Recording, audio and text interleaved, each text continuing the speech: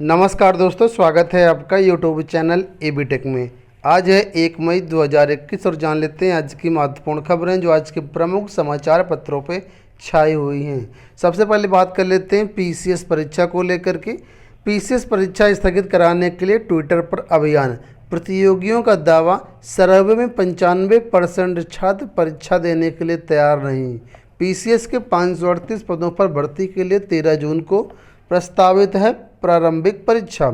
कोविड-19 के कारण उत्तर प्रदेश लोक सेवा आयोग ने मई में प्रस्तावित 2 बड़ी परीक्षाएं स्थगित कर दी, लेकिन प्रतियोगी छात्र इससे संतुष्ट नहीं हैं।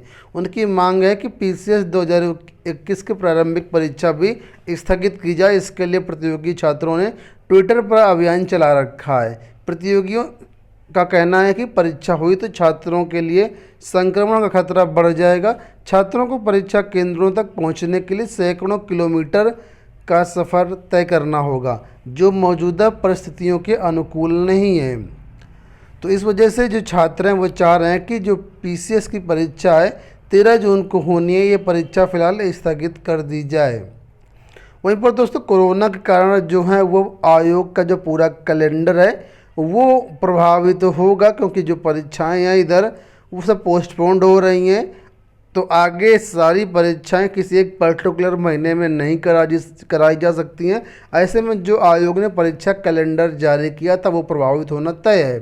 देखिए यहाँ पर अपडेट आई हुई कि उत्तर प्रदेश लोक सेवा आयोग कोविड-19 के मद्देनज़र इस वर्ष प्रस्तावित 3 परीक्षाएं स्थगित कर चुका है। इसमें 17 अप्रैल को प्रस्तावित राजकीय प्रवक्ता डिग्री कॉलेज की स्क्रीनिंग परीक्षा, 23 मई को प्रधानाचार्य श्रेणी 2 की उप परीक्षा, 30 मई को प्रस्तावित सम्मिलित राज्य कृषि सेवा परीक्षा, ये 3 परीक्षाएं स्थगित कर दिया गया है।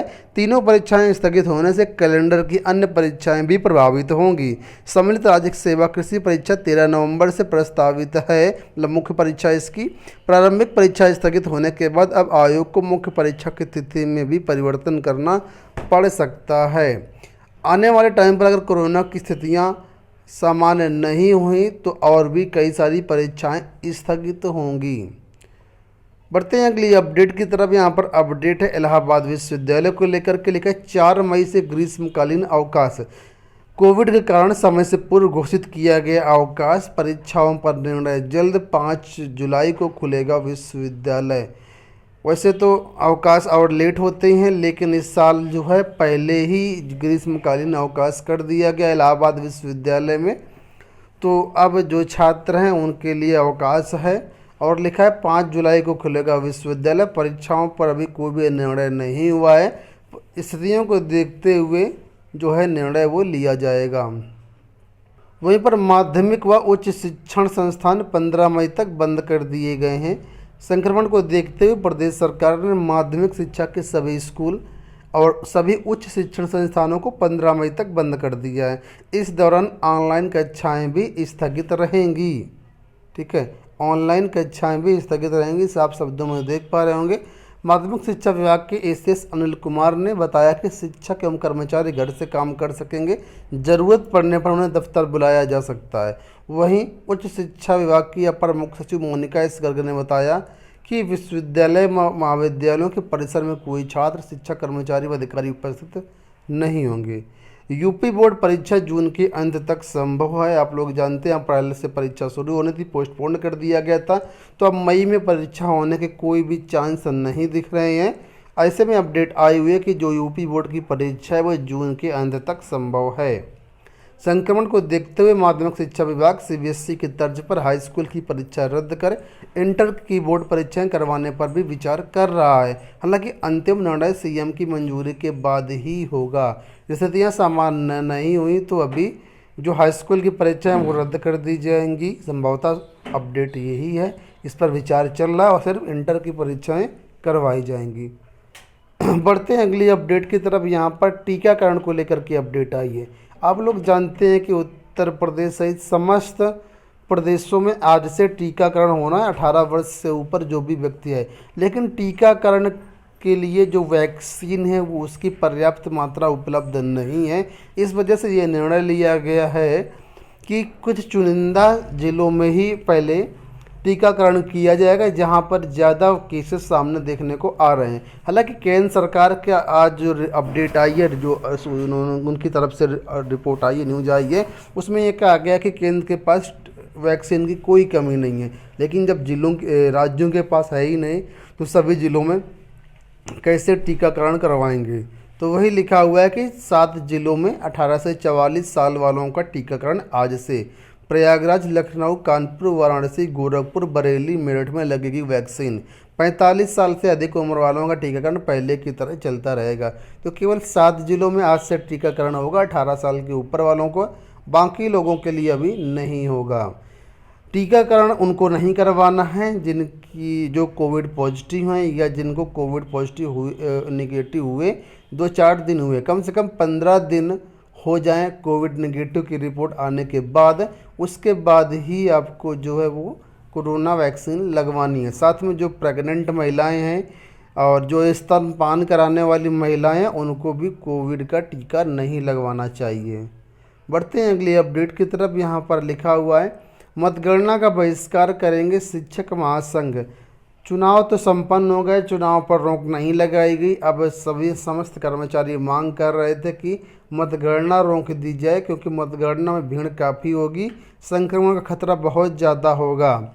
तो ऐसे में जो है वो मतगणना रोकने के लिए कहा गया था, लेकिन रुकी तो है नहीं। लेकिन अब कहा गया है कि शिक्षक संघ जो है वो मतगणना का बहिष्कार करेगा। शिक्षक नेताओं ने कहा, कोरोना संक्रमण कम होने के बाद मतगणना कराए सरकार। मतगणना कार्य के बहिष्कार की घोषणा कर दी गई है। तो बहुत सारे ऐसे शिक्षक हैं, अगर देखा जाए तो प्राथमिक शिक्षक संघ के करीब 700-800 जो शिक्षक हैं वो कोरोना के कारण उनकी डेथ हो चुकी है। ऐसे में किसी की जनहानि ना हो, इसको लिए जो है वो प्रयास किया जा रहा है और जो कार्य बहिष्कार करने की घोषणा कर चुके हैं। बढ़ते हैं अगली अपडेट की तरफ। यहाँ पर जो अपडेट है वो है एसआई और अन्य पदों पर भर्ती को लेकर के लिखा है, अब 15 जून तक कर सकेंगे दरोगा भर्ती के लिए आवेदन। कोरोना की वजह से दरोगा भर्ती, लिपिक संवर्ग, नागरिक पुलिस, प्लाटून कमांडर और अग्निशमन द्वितीय अफसरों के पदों के लिए आवेदन की तारीख बढ़ा दी गई। लिपिक संवर्ग के 1277 पदों के लिए 1 मई से 31 मई की जगह 15 जून तक आवेदन लिए जाएंगे। वहीं उप निरीक्षक नागरिक पुलिस कमांडर के लिए जो 9534 पदों के लिए अब 30 मई तक आवेदन लिए जाएंगे। तो जो भी अभ्यर्थी फॉर्म भरना चाहते हैं governmentjobcenter.com पर इसके फॉर्म अवेलेबल हैं, वहां से आप लोग फॉर्म भर सकते हैं। बढ़ते हैं अगली अपडेट की तरफ। 69,000 शिक्षक भर्ती को लेकर के अपडेट आई हुई। लिखा है, 69,000 शिक्षक भर्ती में हुई आरक्षण की अनदेखी। राष्ट्रीय पिछड़ा वर्ग आयोग ने परिषदीय प्राथमिक स्कूलों में 69,000 सहायक अध्यापक भर्ती में आरक्षण की अनदेखी मानी है।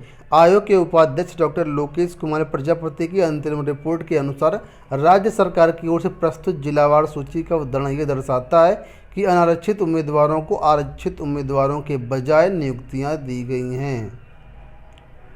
चयन प्रक्रिया में आरक्षण नीति का घोर उल्लंघन हुआ है। तो ये बात यहाँ पर निकल के आई है कि राज्य स्तर पर जो प्राप्त सूची है उसके अनुसार आरक्षण का पालन नहीं किया गया है और इसमें जो है आरक्षण का उल्लंघन किया गया है। ठीक है, बढ़ते हैं अगली अपडेट की तरफ। यहाँ पर देखिए, कोविड को लेकर के एक अपडेट आई है। आप लोग जानते हैं भारत रिकॉर्ड बनाने में तो माहिर है, वो इसी के लेकर के यहाँ पर अपडेट आ गई कि भारत पहला देश जहाँ एक दिन में 4 लाख केस मिले। रिकॉर्ड बनाना है तो अच्छी चीज़ों में रिकॉर्ड बनाओ, इन चीज़ों में रिकॉर्ड बना करके क्या करोगे भाई। लिखा है, देश में शुक्रवार रात 12 बजे तक कोरोना के नए मामले 4 लाख के पार हो गए हैं। इसके साथ ही कुल संक्रमितों की संख्या 1,91,57,094 पहुंच गई है। साथ ही देश में सक्रिय मरीजों की संख्या भी 32 लाख पार कर गई है। भारत दुनिया का पहला देश है जहां एक दिन में केस 4 लाख के पार हुए हैं। योगी जी कह रहे हैं उत्तर प्रदेश में कोरोना का संक्रमण बहुत कम हुआ है।